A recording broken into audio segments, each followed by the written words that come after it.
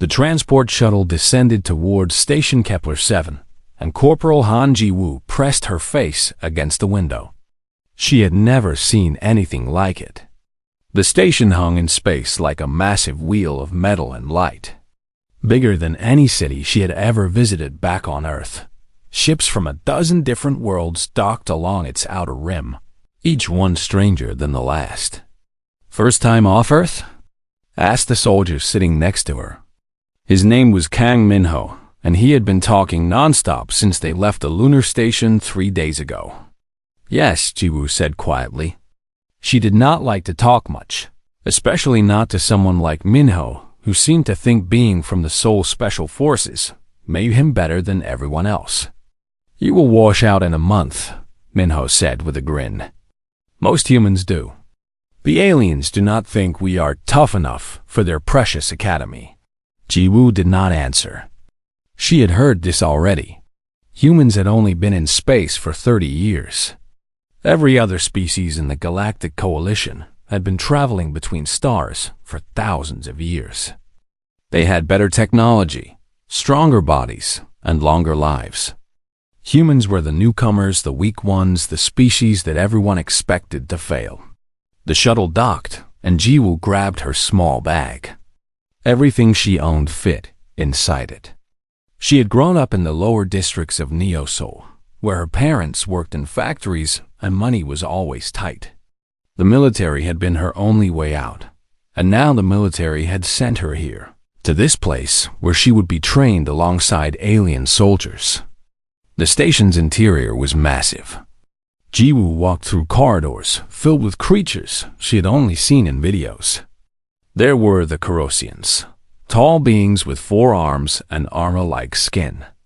The Kwalani looked like giant insects walking on 2 legs. The Hazarians needed special suits filled with water because they came from ocean worlds. All of them stared at the humans as they passed. "They think we are soft," Min-ho muttered. "We will show them." Ji-woo said nothing. She had learned long ago that words meant nothing. Only actions mattered. The training hall was enormous, with a ceiling so high that Ji-woo could barely see it. 200 recruits from across Coalition space stood in neat rows, separated by species. The 5 humans stood together at the back, looking small compared to everyone else. Instructor Velthara entered the hall, and the room fell silent. She was Corosian, 8 feet tall with 4 powerful arms. Her exoskeleton was decorated with scars from 100 battles. She moved like a predator, each step precise and threatening. "You are here to become soldiers," Velthara said. Her voice was deep and rumbling. "Most of you will fail. That is acceptable. The Coalition needs only the best." She walked between the rows of recruits, studying each one. When she reached the humans, she stopped. "Humans," she said slowly. "Your species joined the Coalition only 30 years ago. You have no natural armor. Your bones break easily. You live short lives." Her 4 eyes focused on Ji-woo. "Tell me, human, why should you be here?" Ji-woo met the instructor's gaze. "To learn how to fight, Instructor." "You already know how to fight," Velthara said. "Earth has armies. Why come here?" "To learn how to win," Ji-woo said. Something flickered in Velthara's eyes. It might have been amusement or respect. Ji-woo could not tell. "We shall see," the instructor said. The first week was brutal. Every morning began before dawn with physical training that left Ji-woo gasping for air. The alien recruits were stronger and faster. They did not get tired as quickly. But Ji-woo noticed something important during those first few days. The alien soldiers were used to relying on their natural advantages. They did not push themselves beyond what came easily. Humans had no natural advantages. Everything they did required effort. So they had learned to push harder. On the 8th day, Instructor Velthara gathered all the recruits in the combat training area. "Today you receive your combat scanners," she announced. "These devices will keep you alive. They analyze your opponents and tell you when you can win and when you should retreat. Trust your scanner. It is smarter than you are. Each recruit was given a small device that clipped to their belt. Jiwoo examined hers carefully. The screen showed her vital signs, her position in the room, and tactical information about her surroundings. It was more advanced than anything Earth's military had. Now, Valthara said, we will have our first sparring demonstration. Her four eyes scanned the room and settled on Jiwoo. You, human, come forward. Jiwoo's heart began to race, but she kept her face calm. She walked to the center of the training area and stood across from the massive instructor. Valthara picked up a training sword with a glowing plasma edge. It was not sharp enough to kill, but it would hurt. A lot. Activate your scanner, the instructor commanded. Tell me what it says. Jiwoo looked down at her scanner. The screen had turned bright red. Words flashed across it. Opponent analysis complete. Success probability 0.003%. Recommendation: do not engage. The other recruits leaned forward to watch. Minho shook his head slowly, probably thinking Jiwoo would embarrass all the humans. What does your scanner say? Valthara asked again. It says I cannot win, instructor. And what is the recommended course of action? Do not engage. Valthara nodded. That is correct.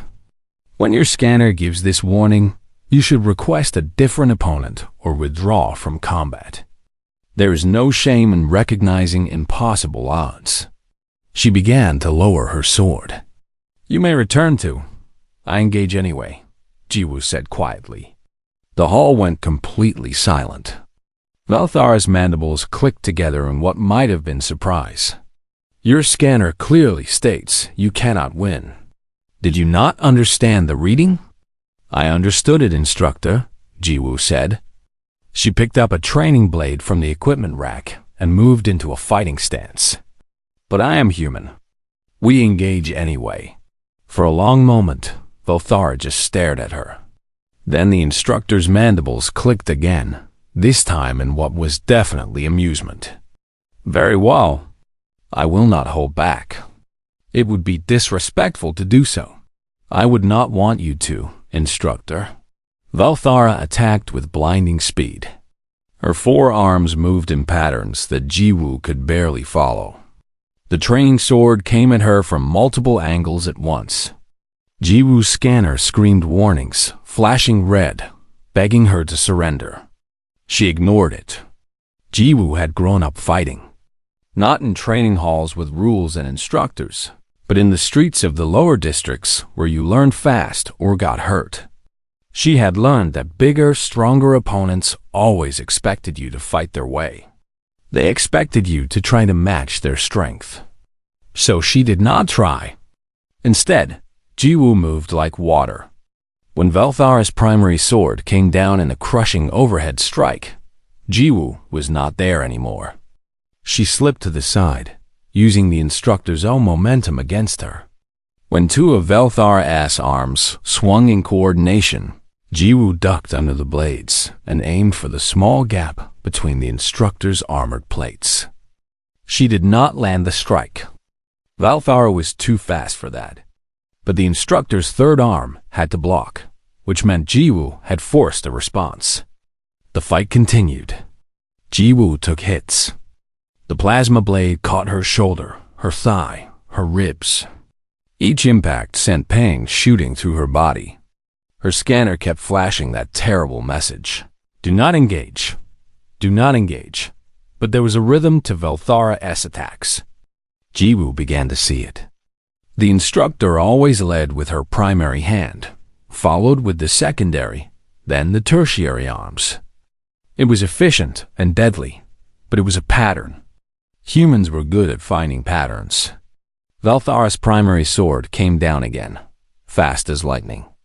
This time, Jiwoo did something that made everyone in the hall gasp. She raised her hands and caught the blade between her palms. The plasma edge should have cut through flesh and bone. It did not. Jiwoo had angled her hands perfectly, catching the flat of the blade at precisely the right moment.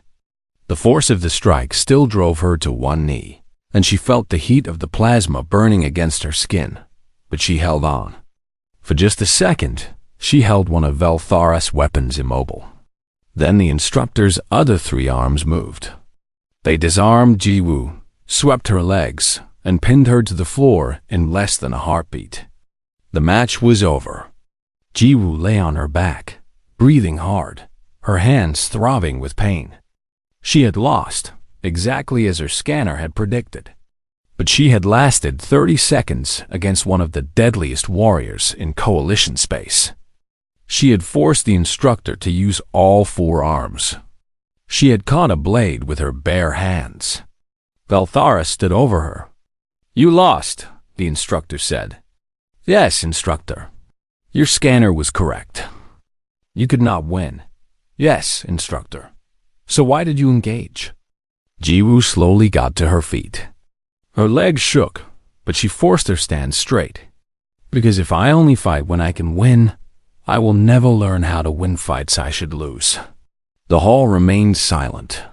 Then, to everyone's surprise, Instructor Velthara's mandibles clicked in what was unmistakably respect.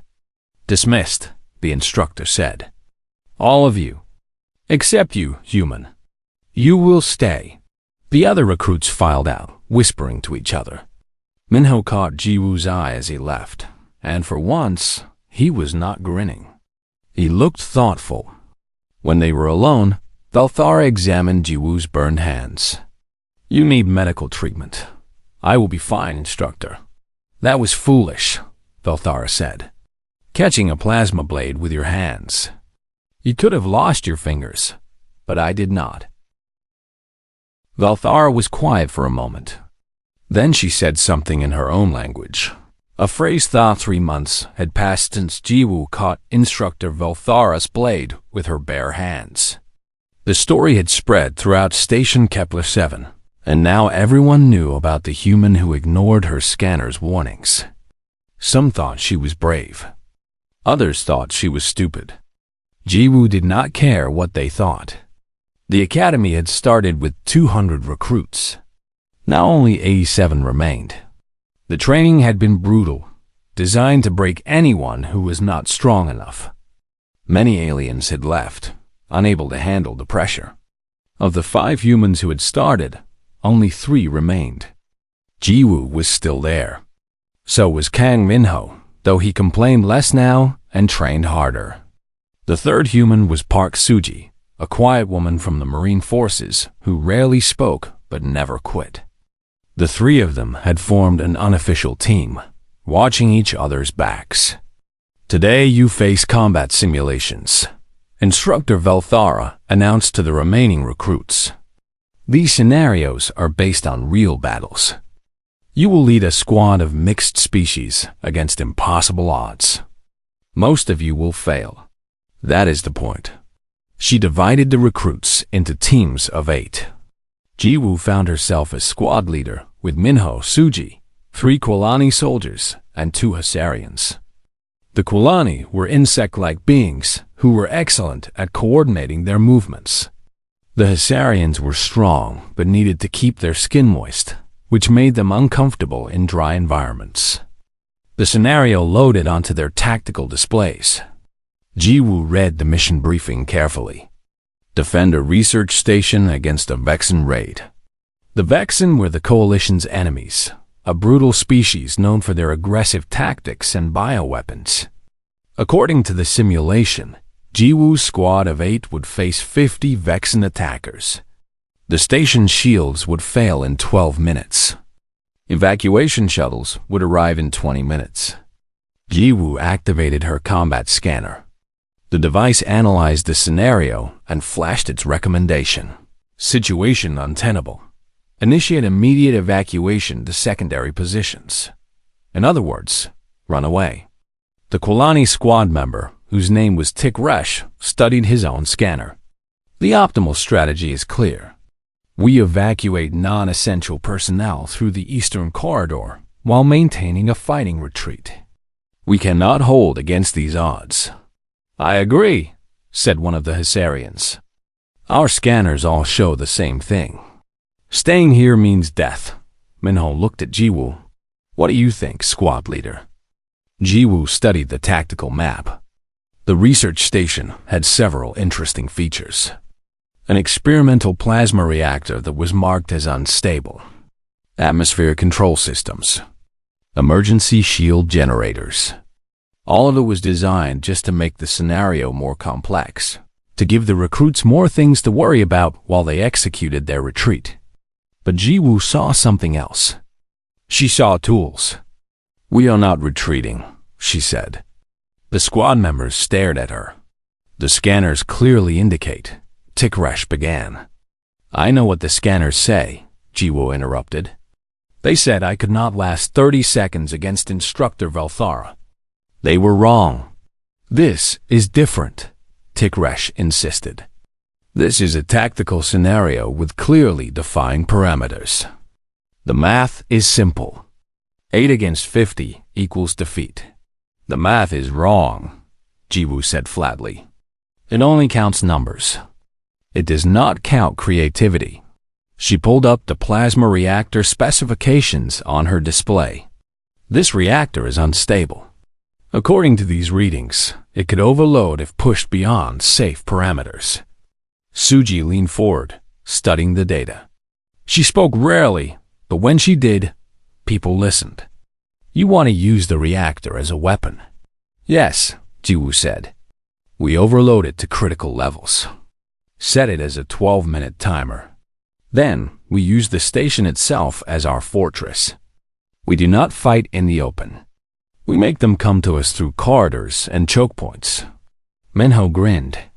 And when the reactor goes critical, we steal their ships and leave. The Kulani soldiers made clicking sounds that indicated distress. This violates multiple coalition safety protocols, Tikresh said. The reactor overload could destroy the entire station. We could be caught in the explosion. We could win, Jiwoo said. Or we could follow our scanners and retreat and learn nothing new. Your choice. But I am the squad leader, and I say we engage anyway. There was a long silence. Then Suji moved to the reactor controls without saying a word. Minho checked his weapons and nodded. The Hessarians looked at each other, then shrugged their massive shoulders.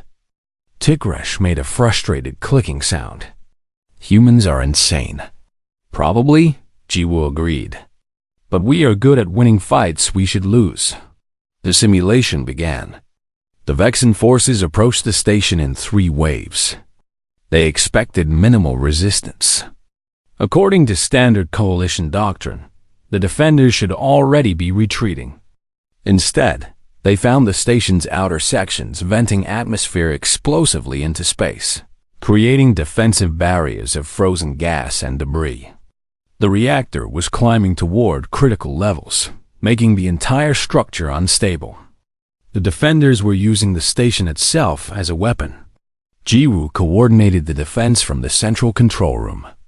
She watched the tactical displays and made decisions that no scanner would ever recommend. When the Vexen breached the eastern corridor, she sealed the bulkheads and vented that entire section. When they tried the western approach, she dropped emergency blast doors, trapping them between floors. Squad leader, the reactor is at 70% critical, Suji reported calmly. We have 8 minutes. Acknowledged, Jiwoo said. She was watching the Vexen forces, studying their patterns. They were getting frustrated. Their scanners told them they should be winning easily, but the humans kept changing the rules. Minho was in one of the defensive positions, firing at Vexen troops who tried to advance through the main corridor. This is the most fun I have had in months. He shouted over the comm channel. Focus, Minho, Jiwoo said. But she was smiling. She understood what he meant. There was something pure about this kind of fight, where the odds were against you, and all you had was your wits and your will to survive. The Vexen commander must have realized something was wrong, because the next wave came faster and harder. They were trying to overwhelm the defenses before whatever trap the humans had set could spring. 6 minutes to critical, Suji said. Still calm, like she was reading a recipe. Jiwoo made a decision. Everyone fall back to the docking bay. We are going to take their ships. The docking bay is on the opposite side of the station. Tikresh protested. We will have to fight through Vexen forces to get there. Yes, Jiwoo said. That is the plan. Move now. The squad fought their way through the station. The Hysarians used their superior strength to smash through obstacles. The Quilani coordinated their movements perfectly, covering each other's blind spots. The humans did what humans did best. They adapted to every new problem and found creative solutions. When they encountered a locked blast door, Minho used a plasma charge to cut through it. When Vexen soldiers blocked a corridor, Suji found a maintenance shaft that bypassed them. When they ran low on ammunition, they started using Vexen weapons taken from fallen enemies. 3 minutes to critical, Suji announced. They reached the docking bay. 3 Vexen assault ships sat there, empty because their crews were inside the station hunting for the retreating coalition forces. Can anyone fly one of these? Jiwoo asked. I can, said one of the Hysarians. Their controls are similar to our own ships. 2 minutes, Suji said. They piled into the nearest ship. The Hysarian powered up the engines while Minho sealed the airlock. Jiwoo checked the tactical display one last time. The Vexen forces were still inside the station, still searching. Go, she ordered. The assault ship launched from the docking bay just as the first Vexen soldiers realized what was happening. They opened fire, but the ship's shields held. The Hysarian pilot flew them clear of the station, accelerating hard. 1 minute, Suji said. Jiwoo watched the station through the view screen. She could see Vexen ships still docked, Vexen forces still inside, all of them about to learn an important lesson about fighting humans. 30 seconds. Get us clear, Jiwoo ordered. The Hysarian pushed the engines to maximum. The assault ship streaked away from the station. The reactor reached critical mass and exploded. The research station disintegrated in a ball of plasma fire, taking the remaining Vexen ships and forces with it. The shockwave hit their stolen ship, shaking it violently, but the shields held. Simulation complete, announced the computer. Mission status, success. Casualties, 0. The squad sat in stunned silence. Then Minho started laughing. Back in the real world, the simulation pods opened. Jiwoo climbed out to find Instructor Velthara waiting with several other Academy officials. They all looked shocked. In 400 runs of this scenario, across 20 years, no squad has ever achieved mission success, Velthara said slowly. The highest survival rate was 37% with a tactical retreat. You achieved 100% survival with complete mission success. She studied Jiwoo with her 4 eyes. How? Jiwoo thought about how to explain it. You designed the scenario to teach us when to retreat. You taught everyone to trust their scanners, trust the numbers, trust the odds. She met Velthara's gaze. Humans learned a long time ago that the odds are just suggestions. You asked us to defend a station against impossible odds. We did. 6 months had passed since Jiwoo arrived at the academy. The training had become harder, but she had also become stronger. News of the human success in the simulation had spread through coalition space. Some species thought it was a fluke. Others began to wonder if humans might be more capable than anyone had believed. Today, everything changed. Instructor Velthara gathered the senior trainees in the briefing room. Her forearms moved with unusual tension. A diplomatic mission to the Torvax Empire has gone silent, she announced. We are sending a rescue team. This will not be a simulation. The room fell completely quiet. The Torvax were legendary warriors, an ancient species that had stayed neutral in the war between the Coalition and the Vexen. They were proud and dangerous, and their homeworld was on the border between Coalition and Vexen territory. "I will lead the mission," Belthara continued. "I need volunteers." Jiwoo stood up immediately. Beside her, Minho and Suji did the same. A new human had joined them 2 months ago, a woman named Lee Yuna, who was a communication specialist. She stood as well. Valera's mandibles clicked in approval. Of course, the humans volunteer first. She selected 3 Kerosian warriors and 2 Kualani intelligence officers to complete the team. The transport ship left Station Kepler 7 12 hours later. Jiwoo sat in the crew section, cleaning her weapons. Yuna sat across from her, studying Torvax cultural files on her tablet. "The Torvax are an honor-based society," Yuna explained. She had a gift for languages and understanding alien cultures. They respect strength and courage above everything else. They have stayed neutral in the war because they think both sides are weak and unworthy. "Sounds like nice people," Minho said sarcastically. "They are not nice," Yuna said seriously. "But they are honest. If they give their word, they keep it. And if they feel insulted, they will kill you without hesitation." The ship dropped out of faster-than-light travel near the Torvax homeworld. Immediately, sensors picked up unusual readings. Energy signatures that did not belong. Weapons fire. "Something is very wrong," Belthara said from the command deck. They approached the planet carefully. The Torvax capital city was ancient, built from stone and metal that had stood for thousands of years. The Coalition diplomatic compound was in the center of the city, a modern building surrounded by traditional Torvax architecture, or what was left of it. The compound had been destroyed. Scorch marks covered the walls. The main building had collapsed. Signs of a massive battle were everywhere. "Scanning for life signs," one of the Kualani officers reported. "I am detecting Coalition signatures. They are alive." In the ceremonial hall, surrounded by hundreds of Torvax warriors, Jiwoo felt her stomach tighten. "Are the Torvax holding them hostage?" "Unknown," the Kualani said. "But they are not attacking. They appear to be waiting for something."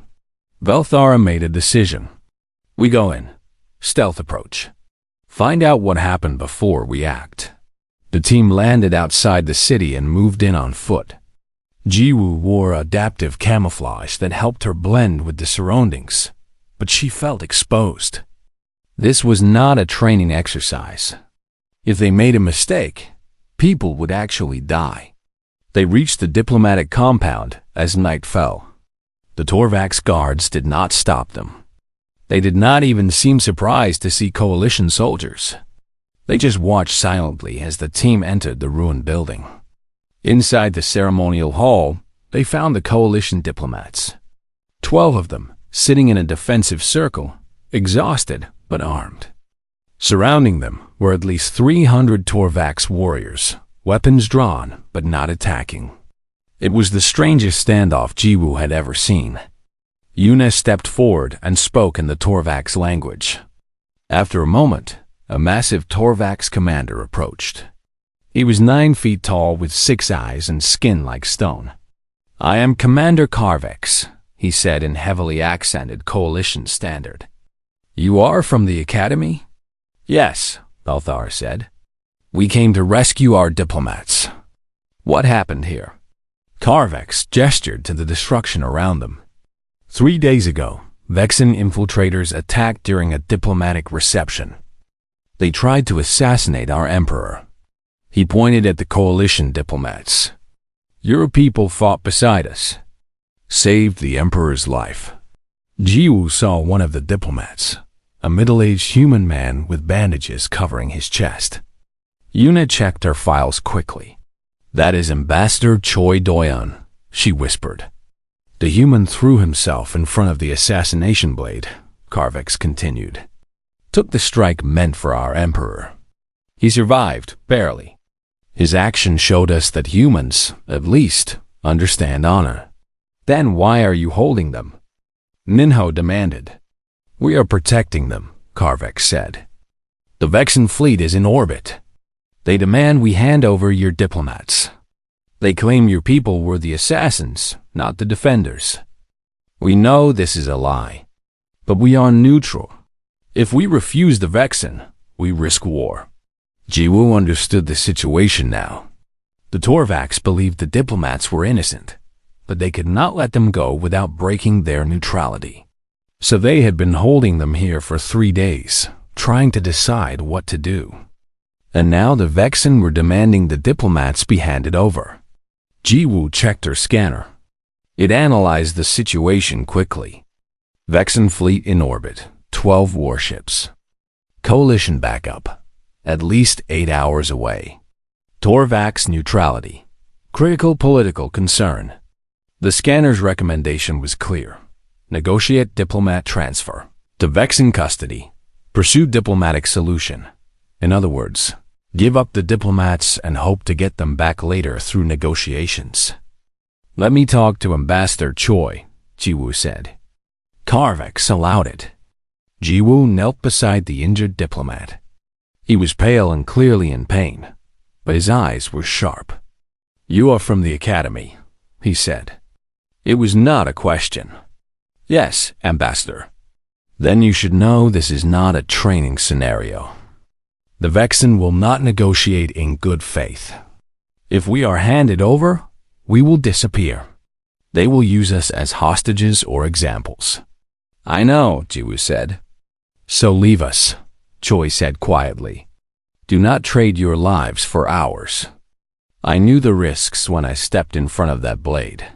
Jiwoo looked at this man who had thrown himself on a weapon to save an alien emperor, who had understood that sometimes honor mattered more than survival.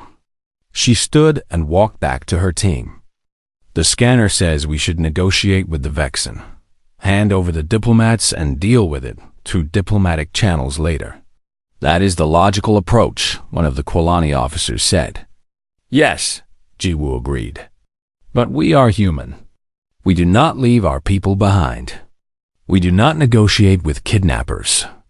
And we definitely do not trust the Vexen to keep their word. Valthar's mandibles clicked. What are you proposing? Jiwoo turned to Commander Karvex. The Torvax need to maintain neutrality. I understand that. So here is what we offer. Officially, you know nothing about us being here. We are not coalition military on a sanctioned mission. We are just some humans who happen to be nearby and decided to cause problems. Minho grinned. That is actually true. We will extract the diplomats ourselves, Jiwoo continued. The Torvax can claim we attacked your warriors and stole them. You can even fire a few shots at us as we leave. Make it look convincing. Your neutrality stays intact. Karvex stared at her. You are proposing to fight both the Vexen fleet and Torvax ground forces? Only if you make us, Jiwoo said. But yes, we engage anyway. There was a long silence. Then Karvex made a sound that might have been a laugh. The unbroken ones, he said in his own language. The ancient legends spoke of warriors like you. Creatures who refused to accept defeat no matter the odds. He turned to his warriors and gave a series of commands in Torvax. The warriors lowered their weapons and stepped back from the diplomats. Officially, the Torvax Empire knows nothing of your presence, Karvex said. Unofficially, the ceremonial hall is sacred ground. We cannot interfere with what happens on sacred ground. He pulled an ancient blade from his belt and handed it to Jiwoo. Engage, human. Show the Vexen why our ancestors wrote warnings about creatures like you. Alarms began to sound outside. Vexen dropships were beginning their descent. Jiwoo looked at her team. Valthara with her 4 arms ready for battle. Minho checking his heavy weapons. Suji silent and focused. Yuna nervous but determined. We need to split up, Jiwoo said. One team stays here and defends the hall. Another team goes to orbit and broadcasts proof that the Vexen were behind the assassination. I will lead the orbital team, Suji said quietly. I am good at infiltration. Jiwoo nodded. Take Yuna and the Quailani officer. Get to a Vexen ship and access their communications. We need proof that they planned this. And the rest of us hold here against 300 Vexen soldiers, Minho said. He did not sound worried. He sounded excited. Ambassador Choi struggled to his feet. I can still fight. You are injured, Jiwoo said. So? Choi smiled. I am also human. We engage anyway. Carvex gave orders to his warriors. 20 Torvax volunteers stayed behind. Officially, we are not helping you, the commander said. But sacred ground must be defended. Jiwoo had 3 hours to prepare before the Vexen landed. She turned the ceremonial hall into a fortress. The Torvax building was ancient but strong, with thick walls and narrow passages. Perfect for defense. The Vexen forces landed in 3 waves. They expected minimal resistance. Their scanners told them the Torvax were neutral and the coalition soldiers were trapped. They did not expect humans who had spent 6 months learning to ignore what scanners said. The first Vexen S3 months after the Torvax incident, the galaxy had changed. News of what humans had done spread across coalition space. Some species were impressed. Others were worried. The Torvax Empire, grateful that humans had saved their emperor, began talking about a formal alliance. But the Vexen were furious. Jiwoo stood in the Grand Assembly Hall of Station Kepler 7, uncomfortable in her formal uniform. Beside her stood Suji and Minho. They were receiving the Coalition Star of Valor, the highest military honor in Coalition space. It was only the 3rd time humans had received it. Jiwoo did not care about medals. She had fought because it was right, because people needed help, because her scanner told her not to. After the ceremony, Coalition High Command called them to a private briefing. General Vexler, a Corosian commander with 40 years of service, stood at the head of the table. We want to create a new unit, he said. A special operations division for missions that conventional forces cannot handle. Missions where the scanner says, do not engage. But we need to engage anyway. He brought up tactical displays showing Vexen territory.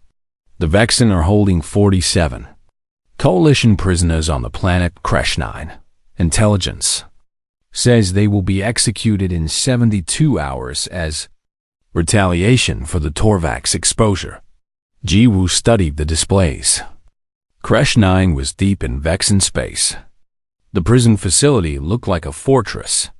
Thick walls, orbital defenses, thousands of Vexen soldiers. Her scanner analyzed the situation and gave its assessment. Success probability, 2%. Recommendation: do not engage. Pursue diplomatic channels. A conventional rescue attempt has almost no chance of success, General Vexler continued. But you have proven that humans specialize in doing what scanners say is impossible. You want us to rescue them, Minho said. Yes, this will be your first official mission for the new division.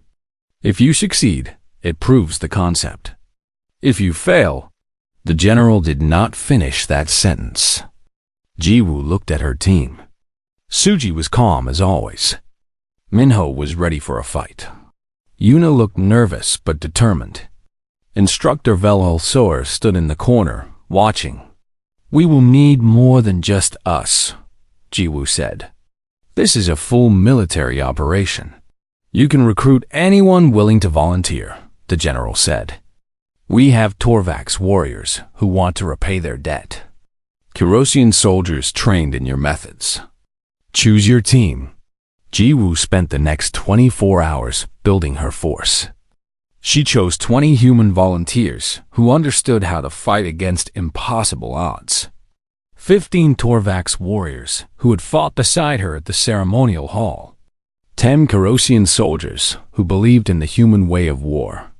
They gathered in the tactical planning room. Yuna pulled up everything they knew about Kresh 9.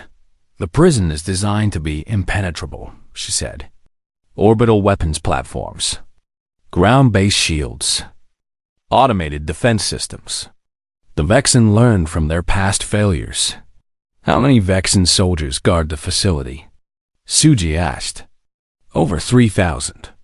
Plus the orbital fleet has 12 warships in the system. Minho whistled. And we have what? 45 people? Those are terrible odds. Yes, Jiwoo agreed.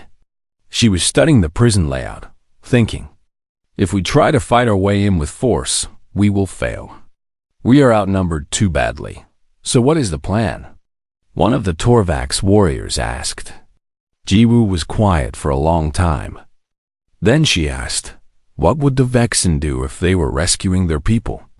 Valthar's mandibles clicked. The Vexen do not do surgical strikes. They create chaos. Overwhelming chaos that makes the enemy unable to think clearly. Exactly, Jiwoo said. We cannot match their strength. We cannot match their numbers. So we do not fight them on their terms. We fight them on ours. She began outlining a plan so audacious that several people laughed in disbelief.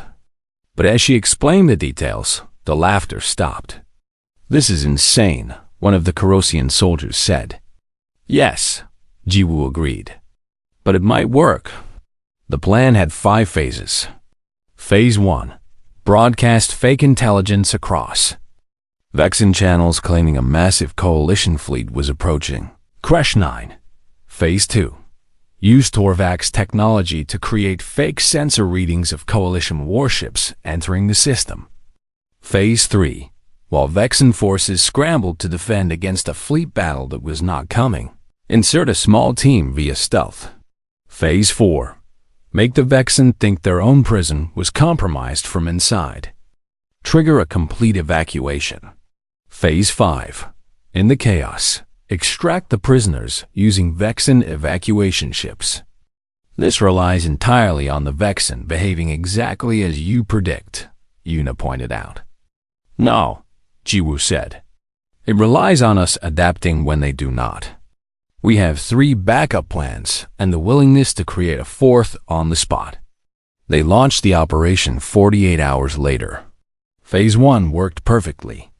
Yuna's fake broadcasts convinced Vexen commanders that a coalition attack was imminent. Their scanners could not detect any ships yet, but the intelligence seemed credible. Phase 2 succeeded beyond expectations. The Torvax sensor spoofing was so good that 3 Vexen battle groups launched to intercept ghost ships that did not exist. Phase 3 hit problems immediately. The stealth insertion was detected. Vexen fighters opened fire on their shuttle. Jiwoo's scanner screamed recommendations to abort the mission. Continue, she ordered calmly. Adapt and engage. The pilot performed evasive maneuvers that should have been impossible. They crashed through the prison's outer shields, taking heavy damage. The shuttle barely made it to the surface. They fought their way into the facility. Vexen soldiers were everywhere. The team took casualties. 2 Torvax warriors fell in the first corridor. A human soldier was hit by plasma fire. But they kept moving. Phase 4 was where human creativity mattered most. Yuna hacked into prison systems using codes from a Vexen defector who had joined the coalition. Suji planted evidence of biological contamination in multiple sections. Minho triggered actual explosions in the reactor areas, controlled but terrifying. The prison's automated systems detected multiple critical failures and initiated emergency evacuation protocol. Alarms blared. Vexen guards began evacuating prisoners and personnel. In the chaos, nobody noticed that some of the evacuees were actually coalition soldiers in stolen Vexen armor. The 47 prisoners, weak from captivity but still fighters, understood immediately when they heard human voices giving instructions. They followed the plan. Phase 5 fell apart when Vexen commanders realized they had been deceived. The Ghost Fleet did not exist. The attack was a diversion. They had been tricked. Vexen forces converged on the prison, cutting off the planned extraction route. "We need a new plan," Minho said, firing at advancing Vexen troops.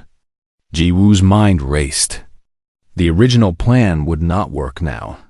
They needed something else. Something unexpected. She looked at the Vexen evacuation ship sitting in the landing bay. "We steal their ships," she said. "All of them. Create maximum confusion."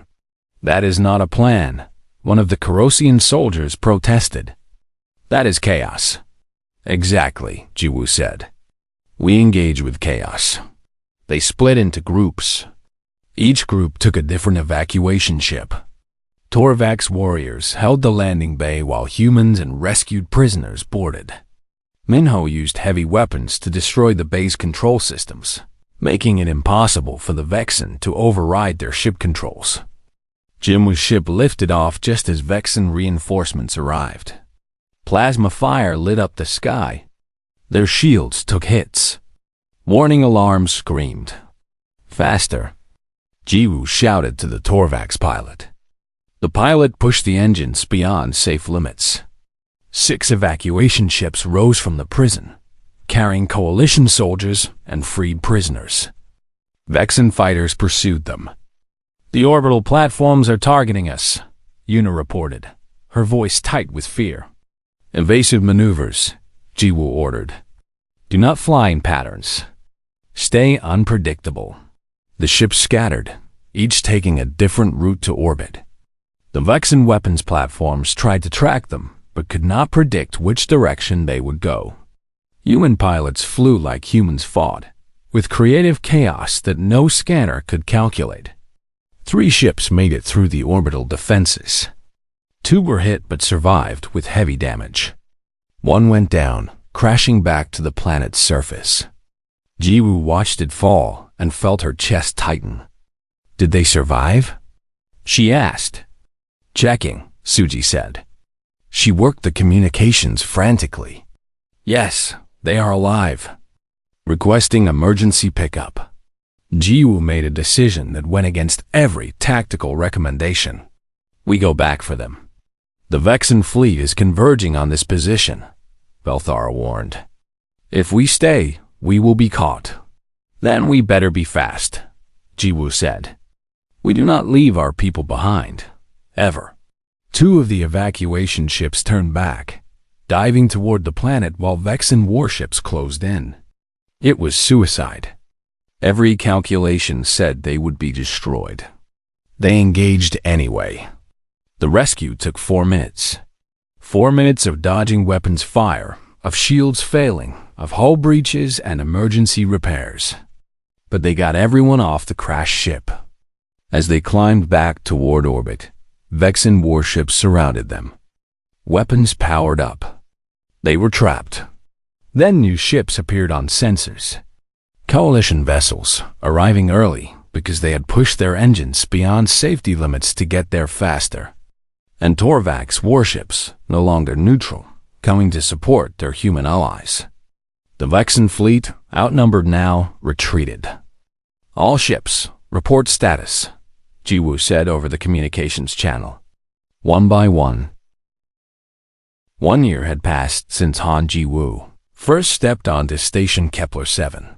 1 year since she blocked Instructor, Belthara's blade with her bare hands, and changed everything. The Galactic Military Academy looked different now. Human training methods were being studied by every species in the Coalition. The phrase "engage anyway" was written in 12 languages on the wall of the main training hall. Recruits from across Coalition space came here not just to learn tactics, but to learn the human way of thinking. Jiwoo stood in front of a new class of trainees. The students were mixed species: humans, Torvaks, Corosian, even some Quolani who had decided that caution was not always wisdom. She held up a standard combat scanner. "This device can calculate odds," analyze threats, and predict outcomes with 94% accuracy, she said. It is one of the most sophisticated pieces of technology in Coalition space. She set it down on the table. And it is wrong about the one thing that matters most. A young Torvax student raised his hand. What does it get wrong, Instructor? Jiwoo smiled. It calculates what you can do. It cannot measure what you will do. It sees probability, not possibility. She picked up a training blade. It will tell you when to retreat, when to surrender, when to accept defeat. Sometimes it will be right. But sometimes the scanner will say, do not engage, and that is when you must remember what makes you human, or Torvax or Kirosian, or whatever species dares to dream of victory against impossible odds. The students leaned forward, listening carefully. In the observation gallery above the training hall, Coalition military leaders watched. Admiral Pixel, who had once opposed the human approach, stood quietly beside General Vexler.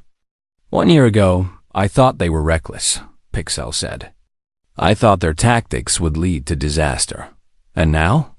General Vexler asked. Now I think we were the ones making a mistake, Pixel admitted. We became so dependent on our scanners that we forgot how to adapt. We forgot that war is not just mathematics. On the training floor, Jiwoo was demonstrating combat techniques. She moved through forms that combined human martial arts with Torvax warrior traditions and Kirosian blade work.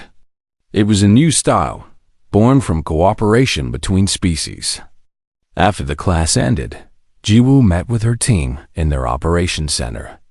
The engagement protocol division had grown.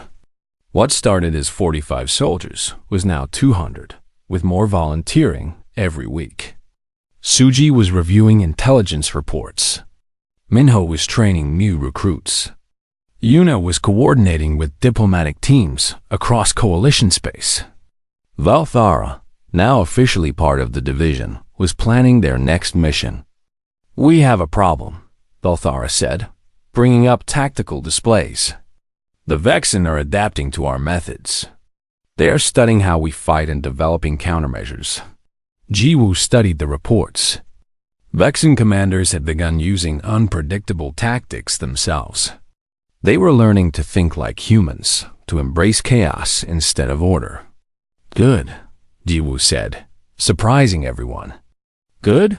Minho asked. They are copying our strategies. That means we are changing them, Jiwoo said, making them question their own reliance on pure calculation. The more they adapt to fight us, the more they become like us. And when both sides are willing to engage against impossible odds, war becomes too costly to continue. Yuna nodded slowly. You think this will lead to peace? Eventually, Jiwoo said. Not because anyone wins, but because both sides learn that some fights cost too much, even for those willing to engage anyway. 3 months later, that prediction began to come true. The Coalition and the Vexen entered peace negotiations, not because either side had been defeated, but because the war had changed. Vexen commanders, learning to fight like humans, realized that their enemy would never surrender. Coalition forces, embracing the human philosophy, would never quit. A war between two forces that refused to yield could last forever. So they chose to talk instead. Jiwoo attended the peace talks as a military advisor. She sat in rooms with Vexen generals who had once ordered attacks on Coalition worlds. It was strange seeing these fierce warriors speak calmly about ceasefires and territorial agreements. One Vexen commander, a scarred veteran named Crash, approached her during a break. You are the one they call the Unbroken, he said in rough Coalition standard. I am Han Jiwoo, she replied. I commanded forces at Crash 9, Crash said. The prison you raided. We studied that battle for months, trying to understand how you succeeded with such small numbers. And what did you learn? That our scanners made us predictable, Crash said. We always did what the numbers told us to do. You taught us that the numbers are not everything." He was quiet for a moment. "In our culture, we have a saying, the strongest warrior is not the one who never falls, but the one who stands up every time. I think humans understand this better than we do." After the peace talks concluded with a preliminary ceasefire, Jiwoo returned to Station Kepler-7. The Academy wanted her to continue teaching, to train the next generation of soldiers in the human way of war. But something had changed in her. She had spent a year fighting impossible battles, proving that determination could overcome terrible odds. Now she wondered what came next. She found Instructor Velthara in the observation deck, looking at the stars. "You are thinking of leaving," Velthara said without turning around. "How did you know?" "Because I know you, Jiwoo. You fight impossible battles because you must, not because you enjoy it. Now that the war is ending, you are wondering what to do with yourself." Jiwoo stood beside her former instructor. "I never wanted to be a soldier. I joined the military because it was my only way off Earth, my only chance for a better life. And now? Now I have seen the galaxy, fought beside aliens, changed how entire civilizations think about war." She smiled. "I think I want to go home." Velthara's mandibles clicked softly. "You could do more here. The Academy needs you. The division needs you. The Academy has enough instructors now," Jiwoo said. "The division has good leaders in Minho and Suji. They do not need me anymore. What will you do on Earth?" Jiwoo thought about the lower districts of Neosol, where she had grown up. About her parents who still worked in factories. About all the people who never got the chances she had been given. "I think I will teach," she said. "Not soldiers, children. Show them that impossible just means not yet accomplished." Velthara turned to look at her with all four eyes. "You changed the galaxy, Jiwoo. That is not a small thing." "I know," Jiwoo said. "But I did not do it alone. Humans did not win because we were special. We won because we refused to accept that we could not win. That is not just a military lesson. That is a life lesson." She left Station Kepler-7 3 weeks later. Minho and Suji came to see her off. Yuna gave her a gift, a data chip containing recordings of every battle they had fought together. "So you do not forget," Yuna said. "I will never forget," Jiwoo promised. Minho, who had started as a rival and become her friend, gave her an awkward hug. "You are going to be a terrible teacher," he said. "You will probably tell small children to block plasma swords with their bare hands." Jiwoo laughed. "Only if they ask nicely." Suji just nodded, as quiet and steady as always. But her eyes said everything that words could not. The transport ship took Jiwoo back to Earth, to Neosol, to the lower districts where she had grown up. The city looked smaller than she remembered, but it also looked full of potential. Full of people who just needed someone to show them what was possible. She got a job teaching at a school in the factory district. The students were poor, struggling, told by society that they could never be more than their parents had been. Jiwoo knew that feeling. On her first day, she stood in front of a class of 30 students and told them a story. "I grew up in these streets," she said. "I was told I was too weak, too poor, too ordinary to do anything important. Then I joined the military and they sent me to space. There, I met aliens who were bigger and stronger than any human. They had better technology, longer lives, more experience." The students listened, curious. "I was given a device called a scanner that could calculate odds. It told me I could not win fights against these aliens. It told me to retreat, to give up, to accept that some things were impossible." She pulled out her old combat scanner, the one from her first fight with Velthara. It was damaged and scarred, but still functional. "This scanner was usually right," she said. "The odds were against me. I should have failed. But I learned something important. Impossible just means difficult. not yet accomplished, not done by anyone else before. She looked at each student in turn. Every one of you has a scanner in your head. It is the voice that tells you that you cannot succeed, that the odds are too bad, that you should not even try. My job is not to teach you math or history. My job is to teach you when to ignore that voice. A small girl in the front row raised her hand. But what if the voice is right? What if we really cannot win? Jiwoo smiled. Then you engage anyway. Because sometimes the act of trying is more important than winning. Sometimes you change the world just by refusing to quit. Years passed. Jiwoo's students grew up and left the lower districts. Some joined the military. Some became scientists. Some became teachers themselves. They all carried the same lesson: engage anyway. Across the galaxy, the peace between the Coalition and the Vexen held.